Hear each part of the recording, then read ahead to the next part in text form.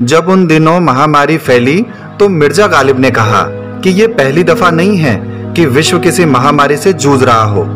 पहले भी इस तरह के वायरस गाहे बगाहे आते रहे हैं। ऐसे वक्त में एक जरूरी मसला नजरिए का भी है।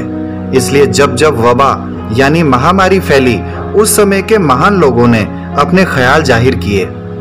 इन्हीं में अजीज शायर मिर्जा गालिब भी शामिल हैं। सो हुआ यूं कि मिर्जा साहेब दिल्ली में थे। वैसे तो वो दिल्ली के ही थे, लेकिन कलकत्ते और बनारस में भी उनका कई दिन रहना हुआ। लेकिन जब वबा फैली तो मिर्जा साहब दिल्ली में थे। उन दिनों कोलेरा महामारी फैली हुई थी। 1817 में इसका प्रकोप पहली बार दुनिया ने देखा। तब लगभग 6 साल बाद प्राकृतिक कारणों से ये खत्म हो गई। दूसरी बात 1829 में, तीसरी बात 1840 में ये फिर आई। इसके बाद 1852 से 1923 के बीच लगभग 4 बार ये फैली।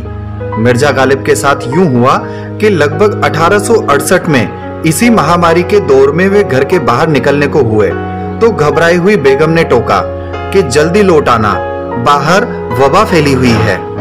इस पर हाजिर जवाब मिर्जा साहब बोले कि कहाँ की वबा, कैसी वबा? मैं 71 साल का बुढ़ा और तुम 70 साल की बुढ़िया, दोनों में से एक भी मरा हो तो मान लेते कि वबा आई है। इसके बाद उन्होंने पढ़ा कि रहिए अब ऐसी जगह जहां कोई न हो, हम सुखन कोई न हो और हम ज़बां कोई न हो। यहाँ पर हम सुखन से मतलब है एक बात करने वाला और हम ज़बां से मतलब है एक भाषा बोलने वाला। पढ़िए अगर बीमार तो कोई न हो तीमारदार, और अगर मर जाइए तो नोहा ख्वा कोई न हो। यहाँ पर तीमारदार से मतलब है बीमार का ध्यान रखने वाला और नोहा ख्वा का मतलब है शोक गीत गाने वाला।